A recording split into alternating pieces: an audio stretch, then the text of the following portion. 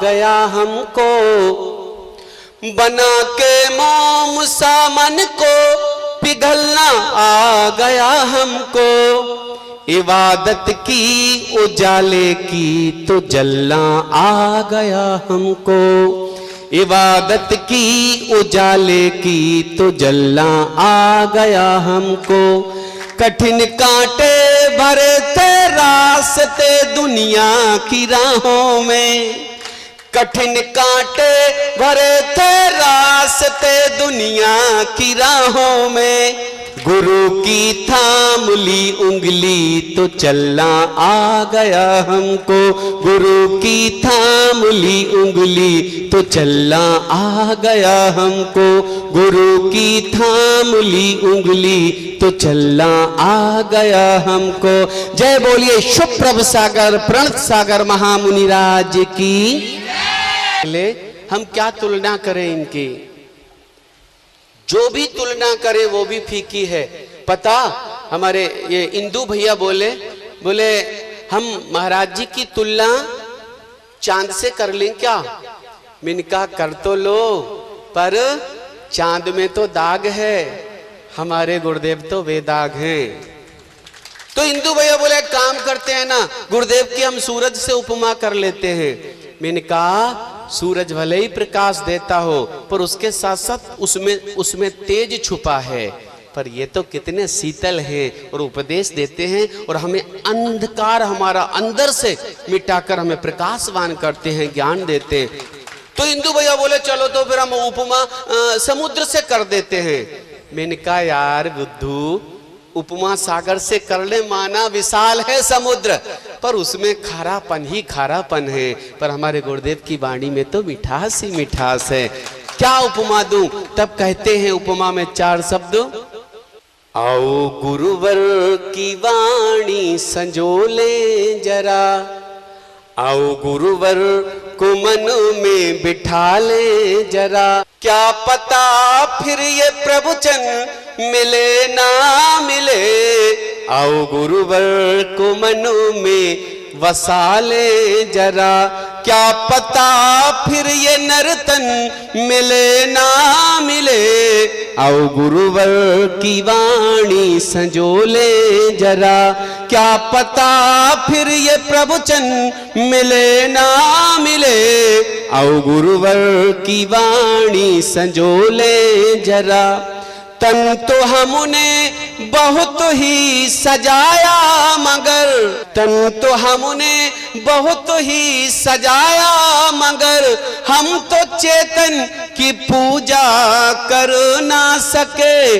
बांसुरी तो मिली, श्वास भी है मिली, इसमें भक्ति के स्वर ही पिरो ना सके, इसमें भक्ति के स्वर ही पिरो ना सके। साथ है और साधन है दोनों मिले। पूज्य गुरुदेव का साथ और ऐसे महामस्त के अभिषेक का सानिध्य, साथ है और साधन है दोनों मिले। क्या पता फिर ये संगम मिले ना मिले, आओ गुरुवर की वाणी संजोले जरा। क्या पता फिर ये प्रवचन मिले ना मिले, आओ गुरुवर को मन में बिठा ले जरा। इनको पाने की हम कल्पना तो करें, हम हैं पतझड़ ये सावन की बरसात है।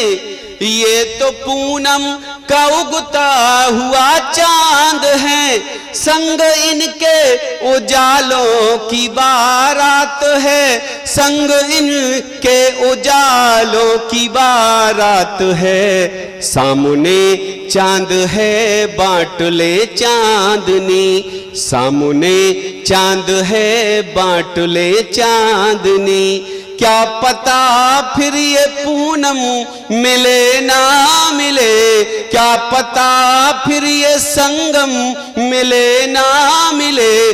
क्या पता फिर ये पूनम मिले ना मिले, आओ गुरुवर की वाणी संजोले जरा। क्या पता फिर ये नर्तन मिले ना मिले, आओ गुरुवर की वाणी संजोले जरा। एक बार ताली बजाइएगा और आइए अगले हम कार्यक्रम के लिए सीधे सीधे जुड़ते हैं। पूज्य मुनि श्री सुप्रभ सागर के परम प्रभावक संत लघुनंदन ऐसे प्रणत सागर महामुनिराज के श्री चरणों में नमोस्तु वंदन अर्ज करते हुए निवेदन कर रहा भगवान सम्यक समाधान की इस वेला को प्रारंभ कराएं। पूज्य मुनि श्री नमोस्तु ऋषिवर, नमोस्तु गुरुवर, नमोस्तु मुनिवर। नमो हरिहंताणम नमो सिद्धाणम नमो आयरियाणम नमो वज्रायाणम नमो लोय सब्बसाहुलम। अनंत अनंत सिद्ध परमेष्टि भगवान ने की देवादिदेव 1008 भगवान शांतिनाथ स्वामी की परम पूज्य आचार्य भगवंत गुरुवर विशुद्ध सागर जी मुनि महाराज की परम पूज्य मुनि श्री सुप्रभ सागर जी महाराज जी की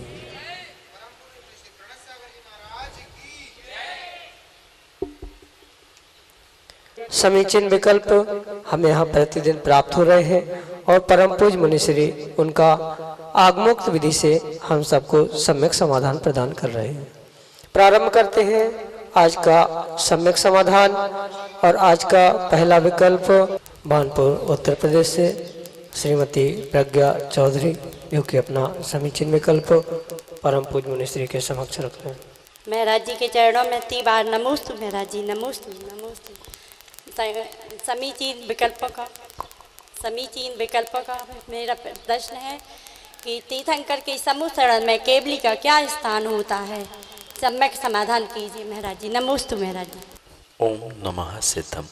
परम पूज्य आचार्य भगवान गुरुवर विशुद्ध सागर जी महाराज के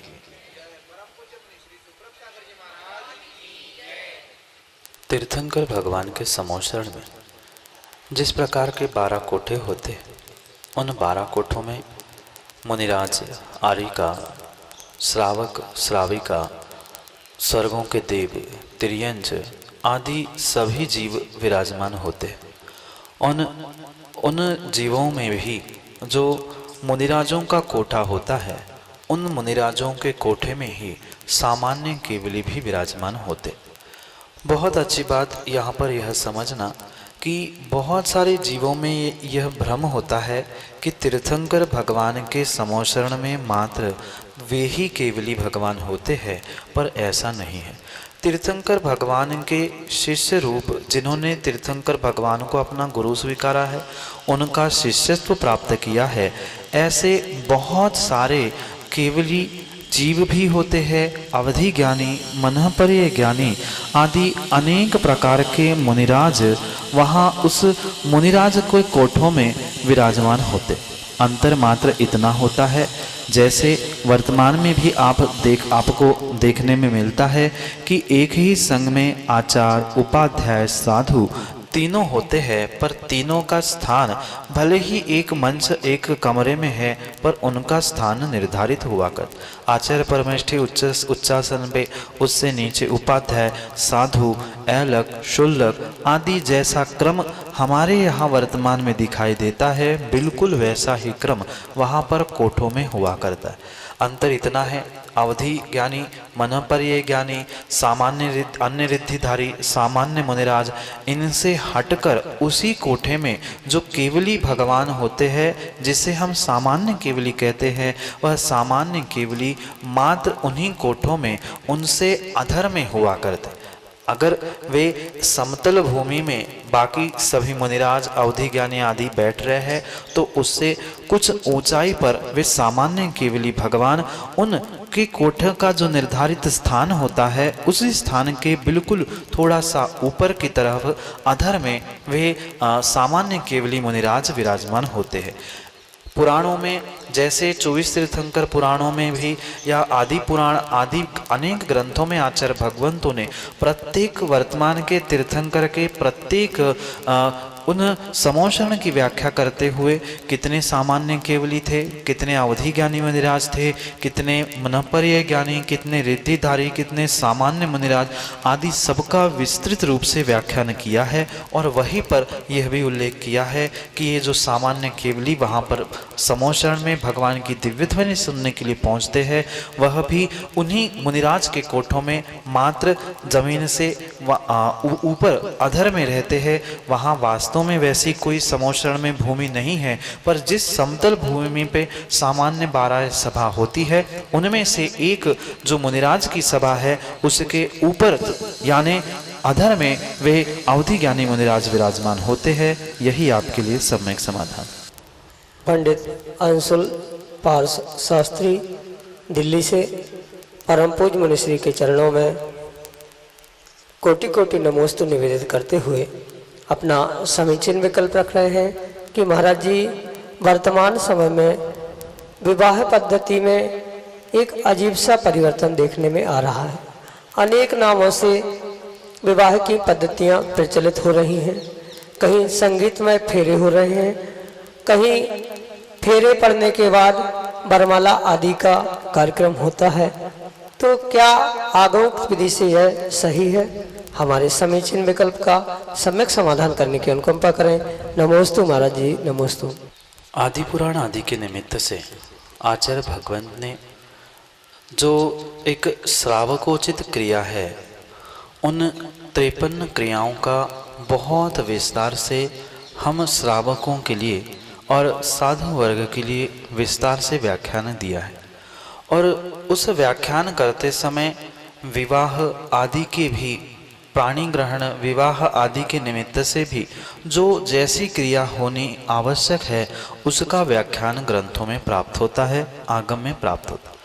वर्तमान में भौतिकता के चकाचौंध में या अन्य किसी प्रकार से समझ लेना, जीव जो अनेक प्रकार से उन विवाह पद्धतियों को संपन्न कर रहा है, उसका उल्लेख किंचित भी किसी आगम ग्रंथ में नहीं होता।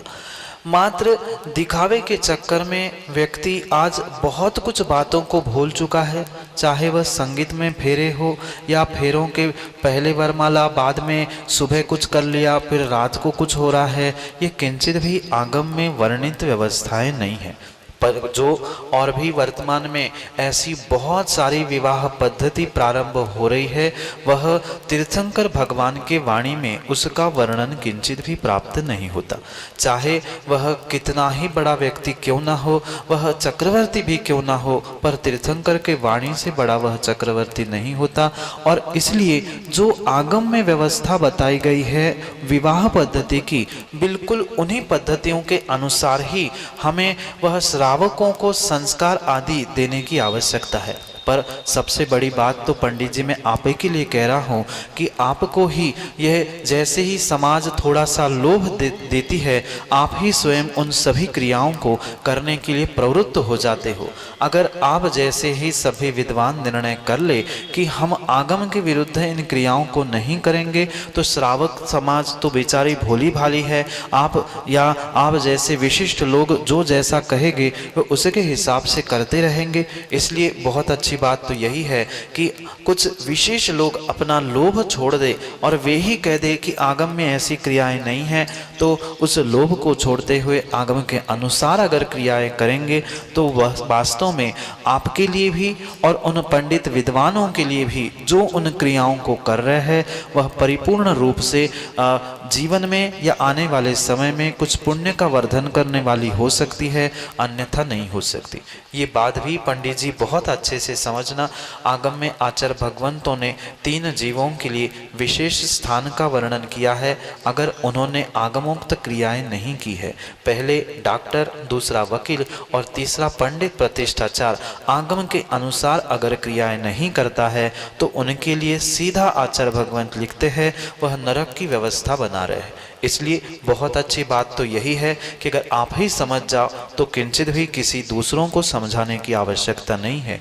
जितनी भी वर्तमान में गुरु की फोटो रखते हुए भगवान के साक्षी पूर्वक जो भी फिल्मी धुन आदि जो कुछ भी अनर्गल चर्चाएं हो रही है, अनर्गल क्रियाएं हो रही है, वह आगम के अनुरूप नहीं है।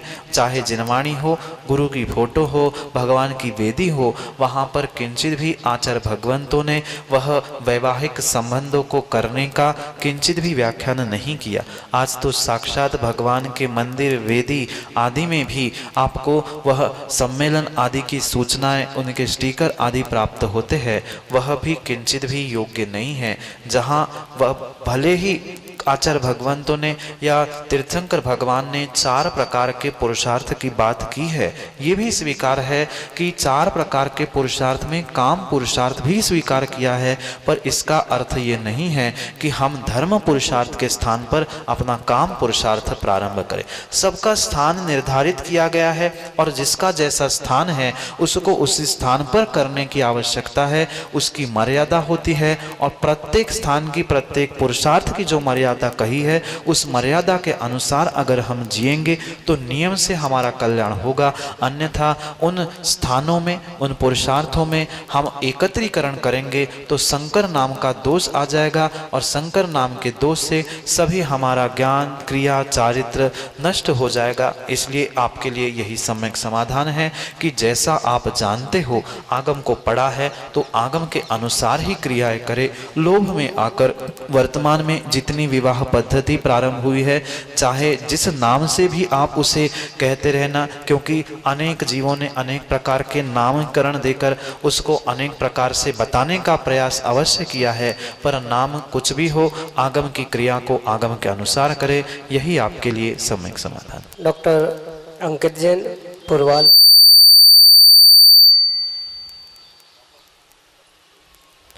डॉक्टर अंकित जैन पुरवाल सारंगपुर मध्य प्रदेश से परम पूज्य मुनिश्री के चरणों में त्रिकाल त्रिभक्ति पूर्वक बारंबार नमोस्तु निवेदित करते हुए अपना समीचीन विकल्प रख रहे हैं कि महाराज जी, तप तो संबर और निर्जरा का कारण होता है, फिर बाल तप संसार का कारण क्यों?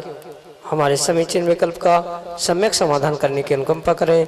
नमोस्तु महाराज जी, नमोस्तु।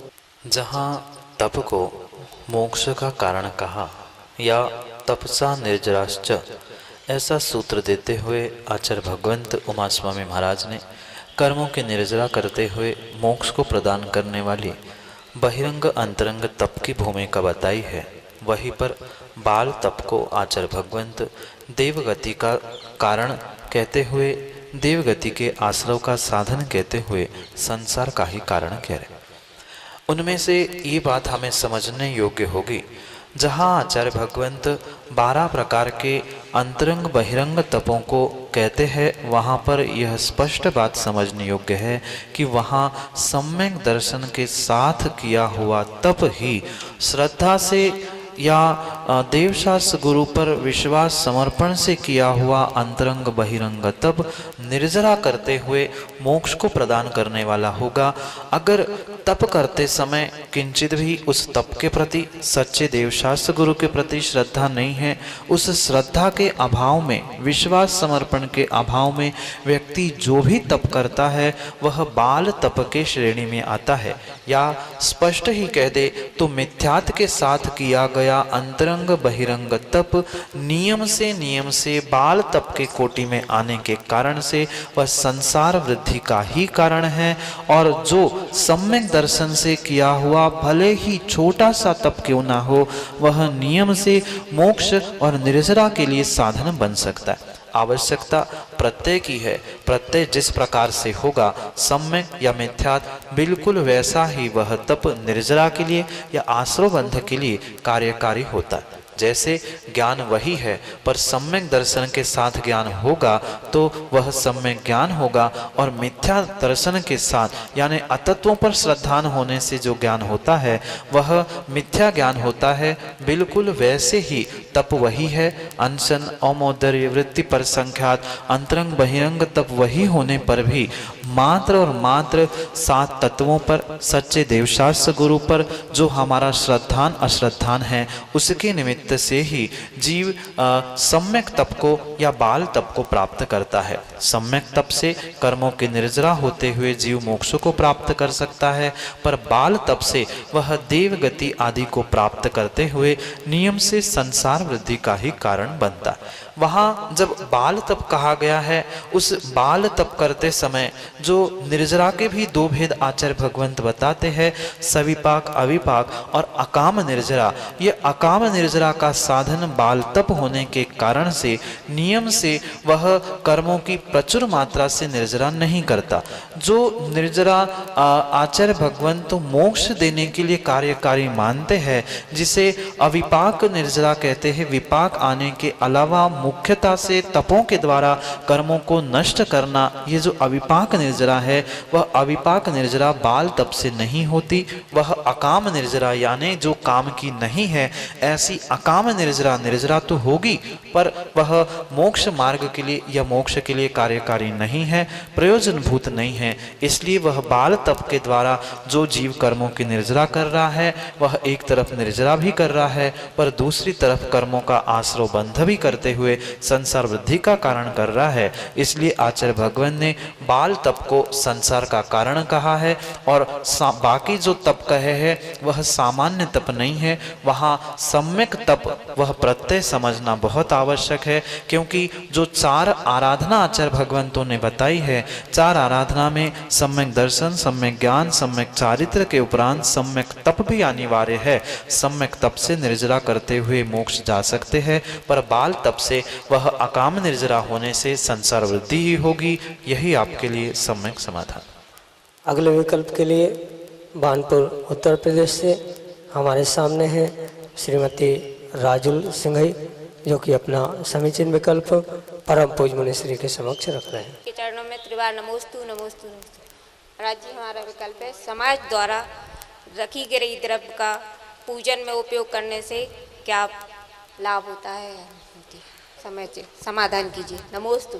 श्रावक के लिए दान और पूजा यह परम आवश्यक आचार्य भगवंत बताते हैं, और जहाँ श्रावक के लिए दान और पूजा की व्याख्यान होती है, उन दान पूजा के समय में आचार्य भगवंत का उनको आवश्यकों में समावेश करने का मात्र और मात्र एक यही अभिप्राय है कि श्रावक अपनी लोभ कषाय को दूर करे। चाहे दान देने का समय हो, चाहे भगवान अरिहंत की पूजा अभिषेक करने का औचित्य क्यों न, उन प्रत्येक अवसर पर व्यक्ति को या श्रावक को मात्र और मात्र अपनी लोभ कषाय का विसर्जन करना ही अनिवार्य होता है। जैसे स्वयं की जो द्रव्य होती है, चाहे दान में हो चाहे अरिहंत की पूजा में हो, जो लोभ कषाय का विसर्जन करने के लिए दान पूजा कही गई है, परिपूर्ण रूप से मात्र और मात्र स्वयं के द्रव्य से ही दान देना और स्वयं के द्रव्य से ही अरिहंत आदि की पूजा करना, वहाँ दान पूजा श्रावक के आवश्यकों में अभिप्रेत है। किंचित भी वर्तमान में जो यह व्यवस्था बनी हुई है कि मंदिर में द्रव्य रखी हुई है, चाहे सूखी रखी हो, हम उसे उठा के साफ करके या प्रासुक करके प्रयोग कर रहे हैं, या कई मंदिरों में तो ये भी व्यवस्था होती है पहले से ही द्रव्य की थाली सजा के रखी है, उठाया हमने चढ़ाया और हम घर आए। ये किंचित भी आगमोक्त क्रिया नहीं है। जहाँ भी दान पूजा की व्याख्या है, मैं पुनः पुनः इस बार को जोर दे के कह रहा हूँ, मात्र स्वयं के द्रव्य का ही दान, स्वयं के द्रव्य की से ही पूजा होती है। अन्य किसी का दान, अन्य किसी के द्रव्य से पूजा किंचित भी नहीं होती।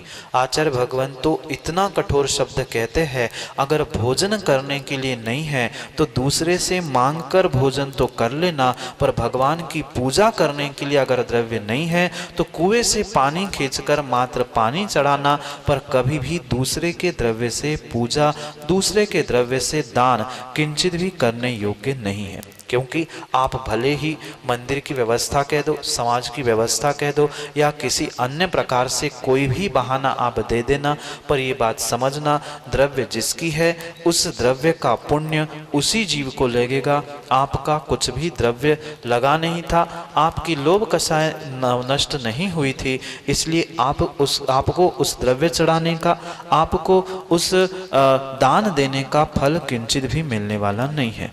दान की भी व्याख्या करते हुए आचार्य भगवंत कहते हैं, स्वस्याति सर्गो दानम, स्वयं के द्रव्य को स्वयं के और दूसरे के उपकार के लिए जो दिया जा रहा है, वास्तव में वही दान है।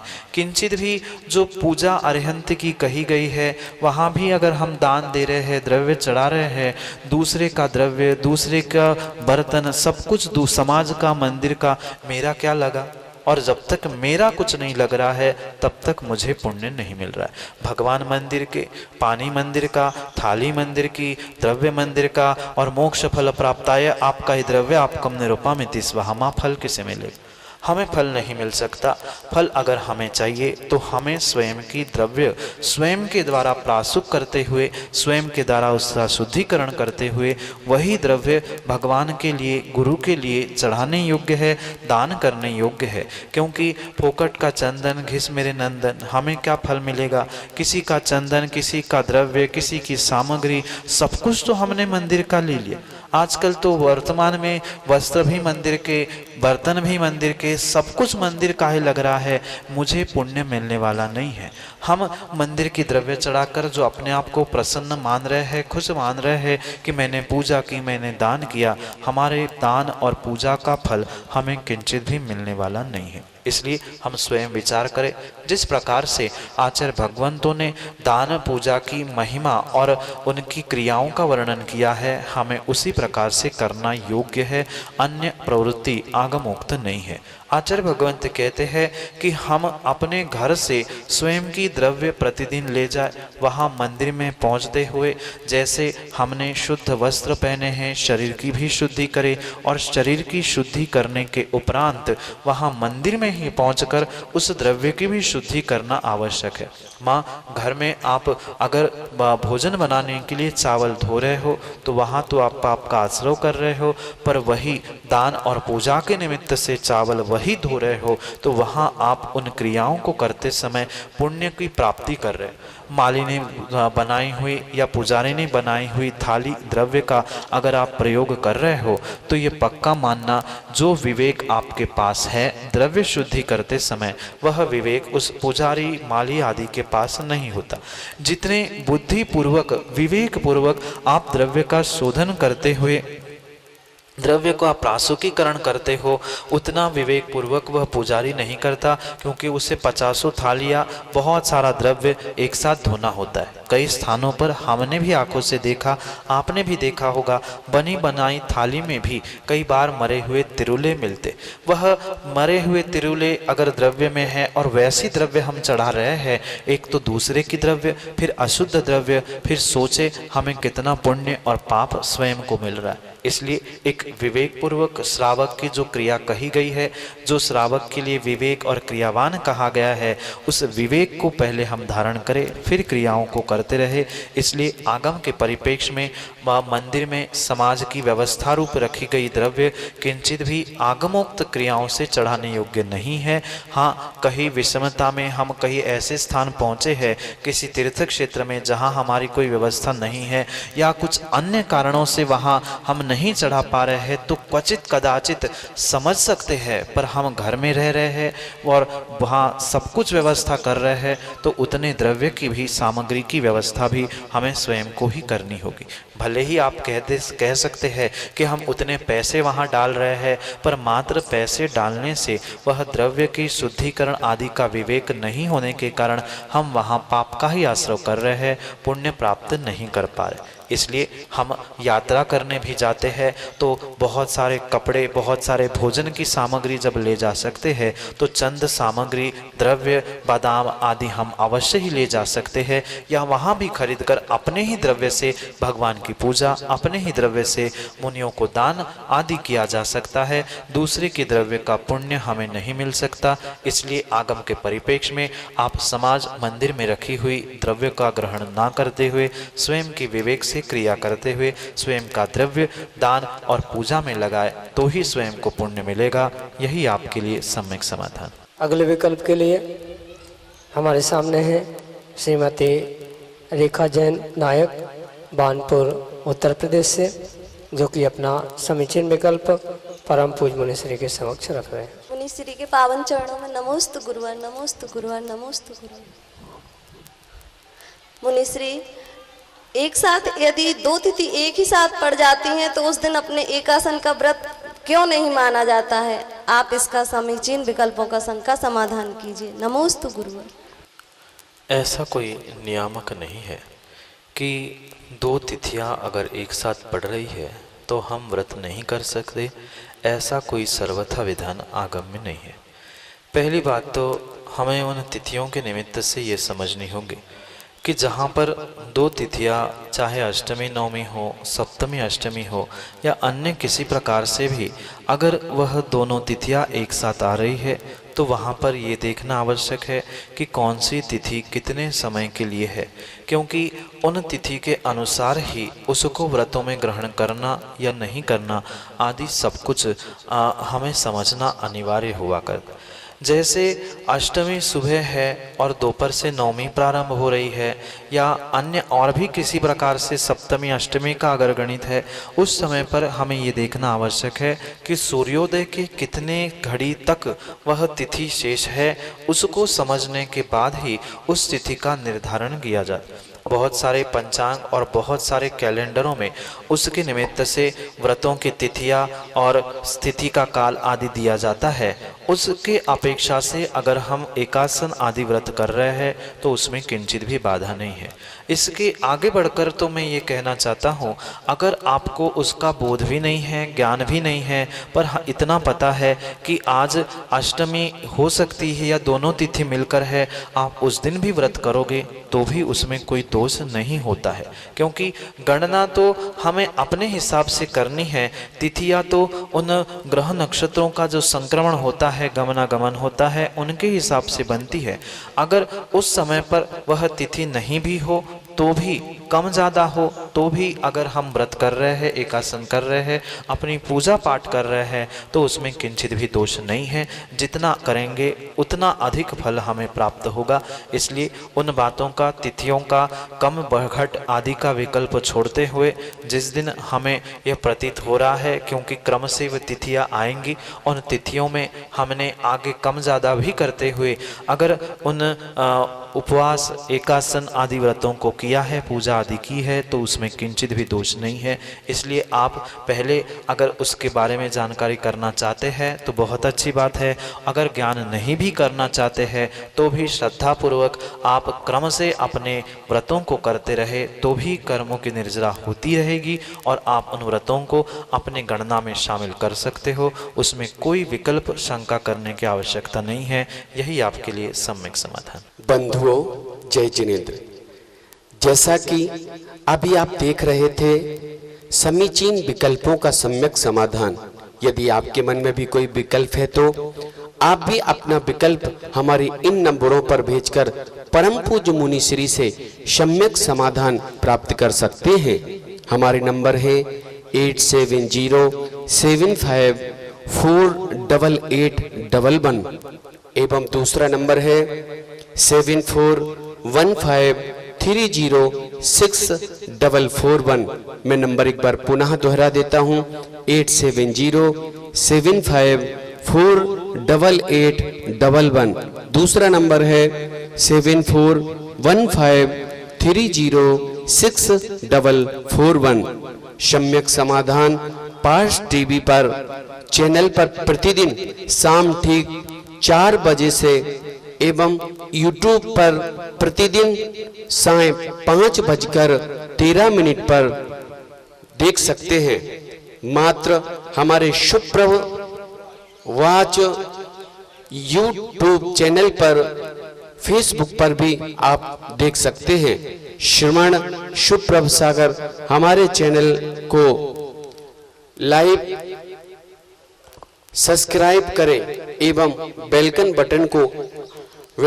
बटन को अवश्य दबाएं, जिससे कि मुनि श्री के समीचीन सम्यक समाधान का सभी को लाभ मिल सके एवं प्रत्येक मुनिराज के प्रत्येक कार्यक्रमों की जानकारी हमें मिल सके। इसलिए बंधुओं अवश्य YouTube चैनल को सब्सक्राइब करें, बेल आइकन बटन को दबाकर हम सभी को लाभान्वित करें। बंधुओं सभी को जय जिनेंद्र।